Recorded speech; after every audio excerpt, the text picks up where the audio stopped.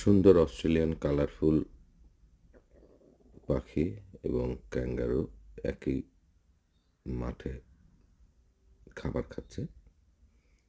Kangaroo ঘাস খাচ্ছে, পাখিগুলি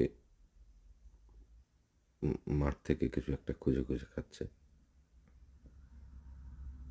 অসংখ্য ক্যাঙ্গারুর মধ্যে এটি একটি পুরুষ ক্যাঙ্গারু, এটি মেয়ে ক্যাঙ্গারু, একটি বাচ্চা ক্যাঙ্গারু, দূরেরটা আরেকটি পুরুষ ক্যাঙ্গারু। সেখানে দুই ধরনের ক্যাঙ্গারু আমি দেখি। এই তিনটি হচ্ছে